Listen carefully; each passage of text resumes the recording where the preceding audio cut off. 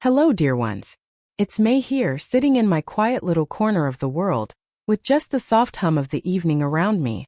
If you're listening tonight, maybe you're curled up under a blanket, or driving through the dark, or just needing a voice to fill the silence. I've got a story to share with you. One that's been weighing on my heart for a long time. It's my story told slow and true, like whispering secrets to an old friend. Pull up close and let's begin. It was a rainy afternoon in early fall, the kind where the sky hangs low and heavy, like it's carrying all the unsaid words of the world. I stood there on the front porch of my son's house, my coat damp from the drizzle, my hands clutching a small bag of homemade cookies, the ones with the chocolate chips that my grandkids loved so much. I could hear their little voices inside laughing and playing, that sweet sound that used to fill my days. But when I knocked softly at first, then a bit harder, the door stayed shut. "Please," I whispered through the wood, my voice cracking like old porcelain. "Just let me see them. It's been months." And then from the other side I heard my daughter-in-law's voice, firm and final. "Not today, May. Not anymore." The lock clicked, and the world went silent except for the rain pattering on the roof above me. I remember wiping away the tears that mixed with the rain on my cheeks, turning away slowly, my steps heavy on the wet pavement. That moment, it broke something inside me, but it also woke me up.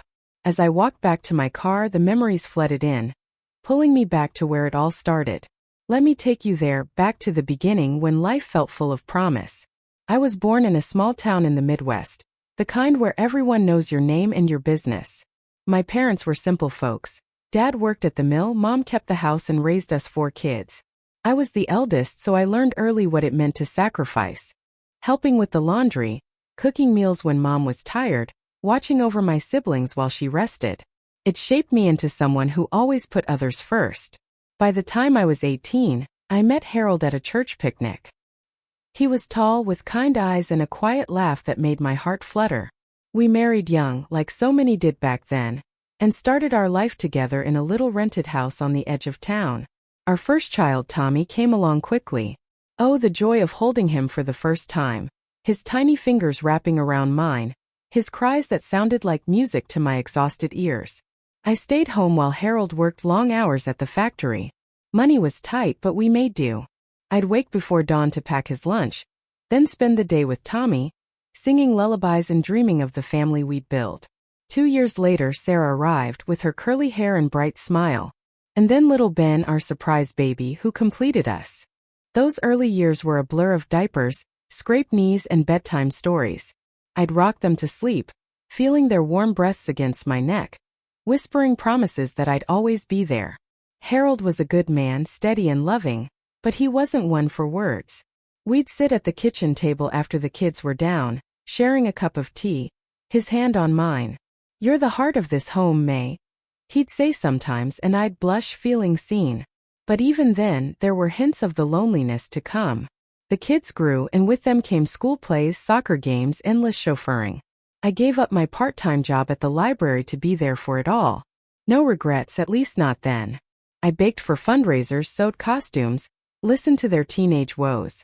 Tommy was the serious one, always planning his future. Sarah, my dreamer with her head in the clouds. Ben, the charmer who could make anyone laugh. As they got older, life shifted. Tommy went off to college on a scholarship we'd scraped together, then met Lisa during his senior year. She was sharp, ambitious, from the city. I welcomed her with open arms, cooking her favorite meals when they visited. But I noticed the little things, how she'd correct my grammar, or suggest I update my wardrobe. "Just trying to help, May," she'd say with a smile that didn't reach her eyes. Sarah married young, like I did, to a man who traveled for work. They moved across state lines, and visits became rare.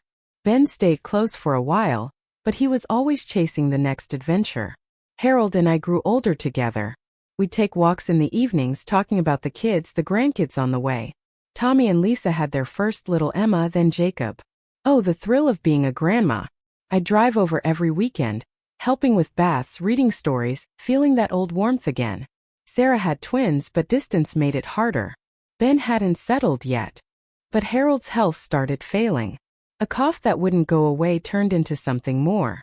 I nursed him through it all, the treatments, the pain, the quiet nights where he'd hold my hand and say, What would I do without you, May?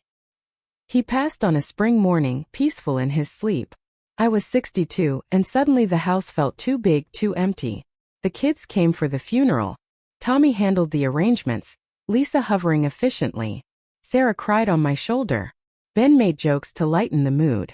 But after they drifted back to their lives, I understood families grow, move on. But the visits slowed. Phone calls became texts. And that's when the small cracks started showing. I'd call Tommy to ask about the grandkids. We're busy, Mom, he'd say. Lisa in the background. Tell her we'll call back. But they rarely did. One Christmas I showed up unannounced with gifts. The door opened, but the welcome felt forced. You should have called first, Lisa said, her arms crossed. With Sarah it was the distance. Come visit, I'd plead. The twins are in school now, May. It's hard. Ben was always between things, promising to stop by but never quite making it. I filled my days with gardening, volunteering at the church, coffee with old friends. But at night the silence pressed in. I'd sit by the window staring at the stars, wondering if I'd done enough, loved enough. The house without Harold was like a shell, echoing with memories. I'd wake up reaching for him only to find cold sheets. But life doesn't stop, does it? I kept going, one foot in front of the other. Tommy and Lisa lived just 20 minutes away, in a nice suburb with manicured lawns. Their home was modern, all glass and clean lines, nothing like our cozy old place. Emma was 5 now, Jacob 3. I'd see them occasionally, when Tommy invited me over for dinner. Those evenings were precious. Emma would climb into my lap, her small hands playing with my necklace. Grandma, tell me a story, she'd say, and I'd weave tales from my childhood, her eyes wide with wonder. Jacob was shyer, clinging to Lisa. She'd watch us, her smile polite but distant. Don't spoil them too much, May, she'd tease, but there was an edge to it. I brushed it off. New mothers are protective, I told myself. One day I offered to babysit so they could have a date night. Really? That would be great, Tommy said, relieved. I arrived early, excited. We played games, baked cookies, the kitchen filled with the smell of sugar and laughter. When they returned, Lisa's face tightened at the mess. The kids need routine, May, not chaos. Tommy hushed her, but the words stung. Small things like that piled up. I'd bring over hand-me-downs. Lisa would thank me. Then I'd see them in the donation bin later. We prefer organic materials, she'd explain. Meanwhile, Sarah called less. Her husband got a promotion and they moved even farther. The twins were 8. I'd send birthday cards with checks inside. But the thank yous were brief texts. Ben finally settled with a girl named Kara, and they had a baby boy, little Alex. But they lived paycheck to paycheck. I'd help with groceries, slip them money when I could. Thanks, Mom. You're a lifesaver, he'd say, hugging me tight. My days settled into a rhythm. Mornings at the community center, teaching knitting to seniors. Afternoons in the garden, pulling weeds, feeling the sun on my back. Evenings with a book or the TV for company. Friends like Betty from church would stop by. You need to get out more, May, she'd say. But where? My world had always been my family. Then came the first real hint of trouble. Tommy's birthday. I planned a surprise dinner, his favorite roast cake from scratch. I called to confirm. Actually, Mom, Lisa planned a weekend getaway. Just us. My heart sank. Oh, that's fine. Happy birthday, son.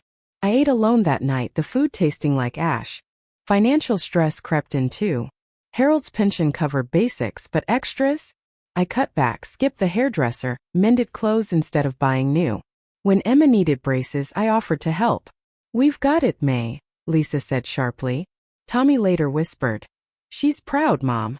Don't take it personal. But it felt personal. I'd overhear things. Lisa complaining about interfering in-laws on the phone. Tommy defending me but weakly. Sarah had her own secrets. On a rare visit, she confessed her husband was having an affair. I don't know what to do, Mom. We cried together, and I advised her to fight for her marriage.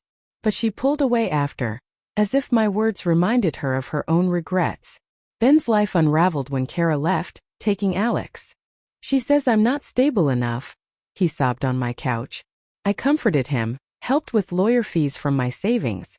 You'll get through this, baby. These moments built like storm clouds.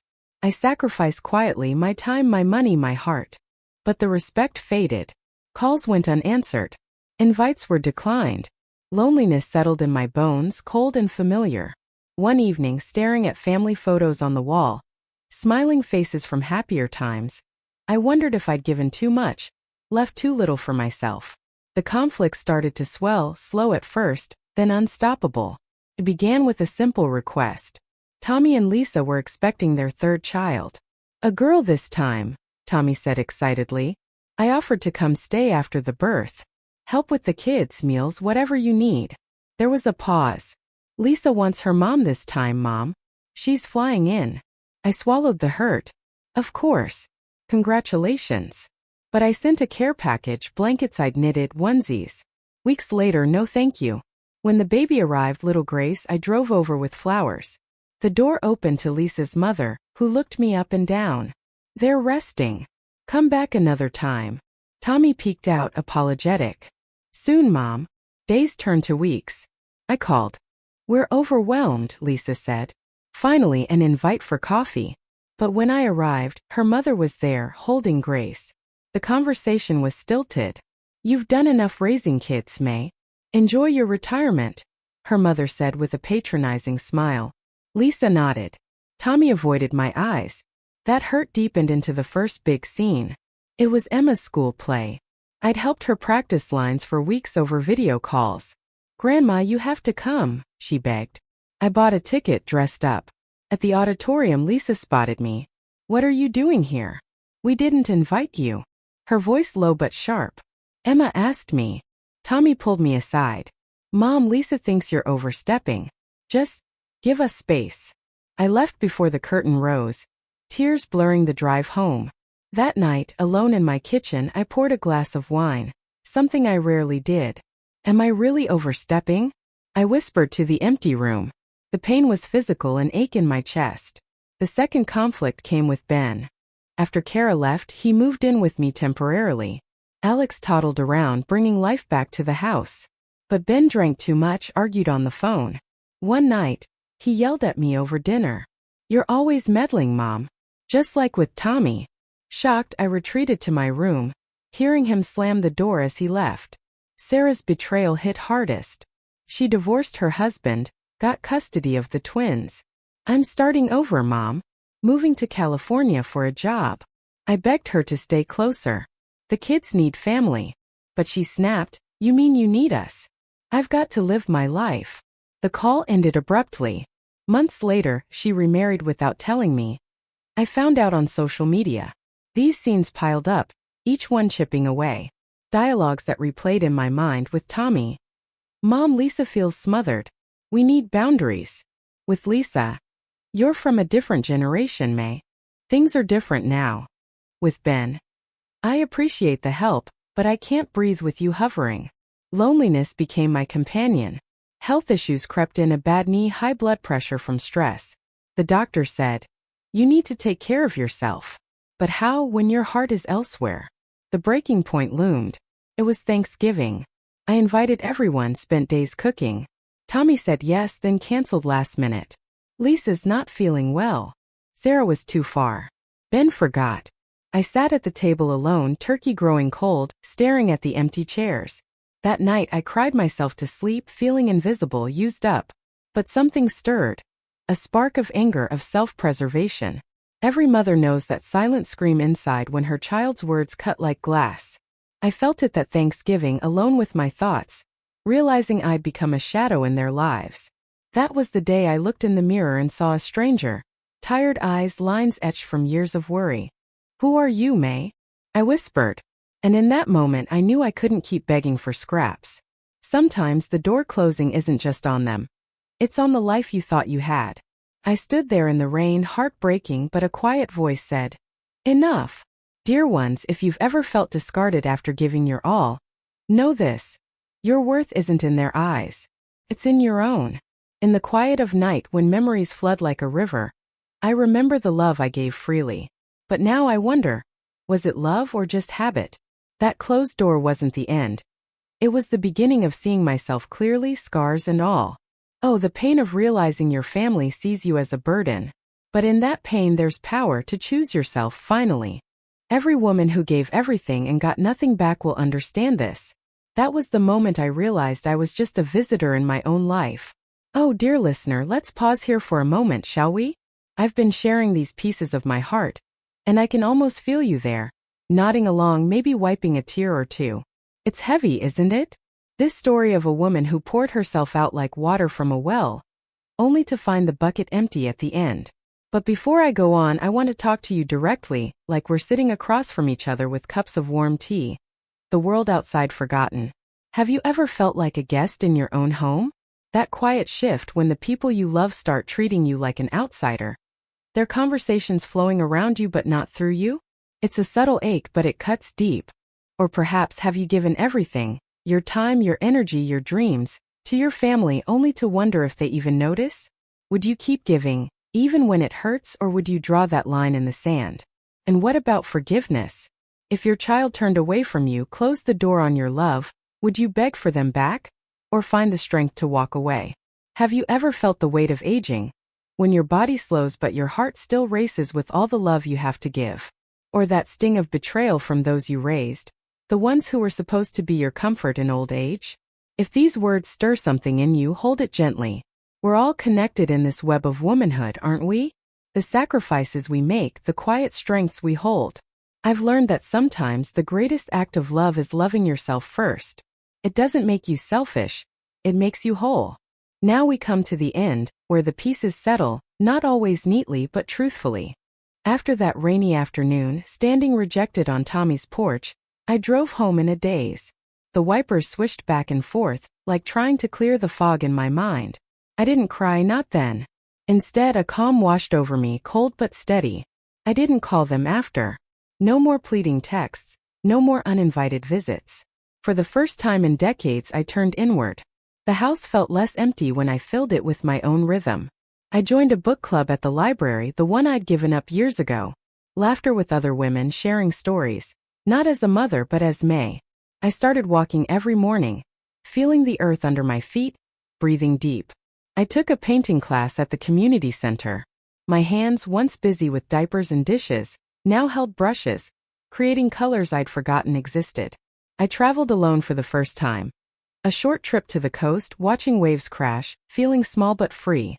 I made new friends, women like me who'd learned to bloom where they were planted, even in rocky soil.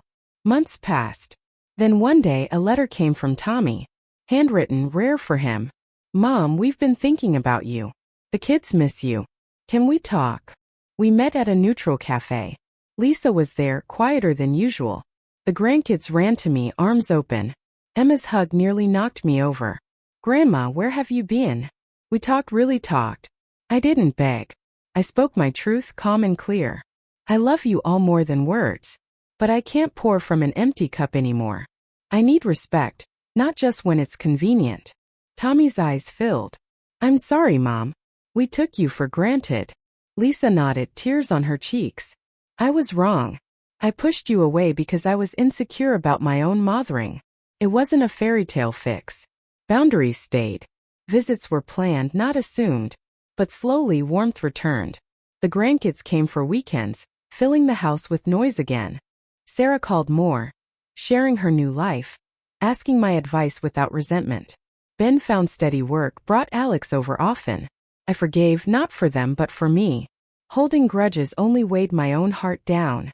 Now at 72, I look back without bitterness. I see the sacrifices, the pains, but also the growth. I learned that love isn't endless giving until there's nothing left. True love includes yourself. To every woman listening who feels invisible, tired, unloved, hear me. You are worthy just as you are. Your years of giving don't make you owe more. It's okay to step back, to build a life that honors your own soul. You don't have to beg at any door. The right ones will open when hearts are ready. And if they don't, you'll find your own doors wide open, leading to peace you never knew you deserved. Remember this, dear one. A woman's strength isn't only in holding on. Sometimes it's in gently letting go. And finally holding yourself.